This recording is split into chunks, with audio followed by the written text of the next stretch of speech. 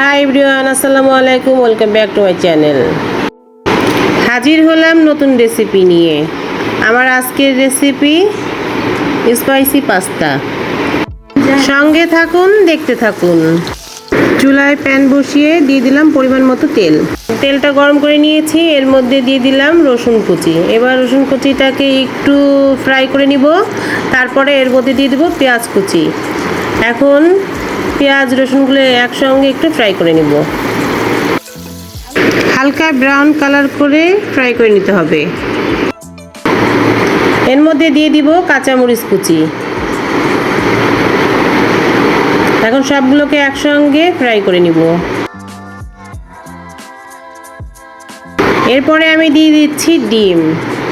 তো ডিম দিয়ে ডিমগুলোর সঙ্গে পরিমাণ মতো লবণ দিয়ে দিব।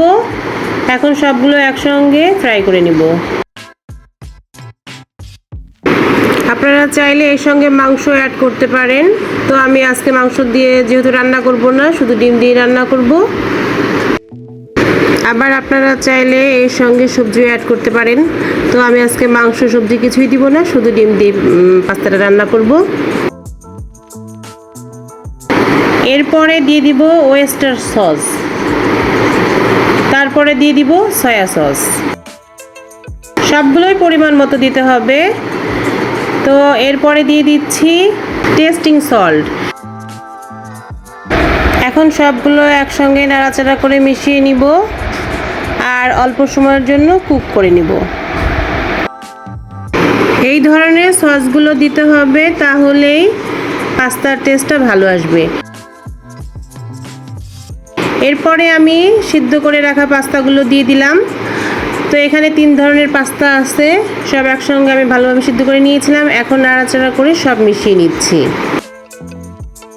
কয়েক ধরনের পাস্তা একসঙ্গে দিলে দেখতেও ভালো লাগে আর খেতে তো অবশ্যই ভালো লাগবে। পাস্তার টেস্ট বাড়ানোর জন্য এখানে আমি নিয়ে নিয়েছি টমেটো সস আর সঙ্গে দিয়েছি কর্নফ্লাওয়ার। এখন আমি পানি দিয়ে একটু গুলিয়ে নিব, তারপরে পাস্তার মধ্যে দিয়ে দিব। তো এর মধ্যে কিন্তু আবার লবণটাও চেক করে নিয়েছি। আলহামদুলিল্লাহ, লবণটাও ঠিকঠাক হয়েছে। আর এই রান্নাটা কিন্তু খুবই ইজি ওয়েতে রান্না করা যায়, খুব অল্প সময়ের মধ্যে হয়ে যায় আর খেতে অসম্ভব ভালো লাগে। ছোট বড় সবারই মনে হয় এই টাইপের খাবারগুলো খুব পছন্দ। আমার বাসায় সবাই খুব পছন্দ করে খায় আর সেজন্য আমার করতেও ভালো লাগে। তো আপনারা এইভাবে করে পাস্তা রান্না করে সবাইকে নিয়ে খাবেন, ভালো লাগবে ইনশাল্লাহ। যেমন নাম তেমনই তার কাম। তো পাস্তাটাকে এক্সট্রা স্পাইসি করার জন্য এখানে আমি দিয়ে দিলাম সামান্য পরিমাণ চিলি ফ্লেক্স। এতে করে টেস্টটা আরও ভালো আসবে। তো আলহামদুলিল্লাহ, আমার পাস্তা কিন্তু রেডি। তো আপনারাও এভাবে বাসায় বানিয়ে খাবেন, ভালো লাগবে। ছোট বড় সবাই খুব পছন্দ করে খাবে। তো আমার রেসিপি কেমন হয়েছে কমেন্ট করে জানাবেন। আর দেখার সৌন্দর্যের জন্য আমি আগে থেকে মিটবল ফ্রাই করে রেখেছিলাম, সেটা দিয়ে একটু সাজিয়ে নিলাম।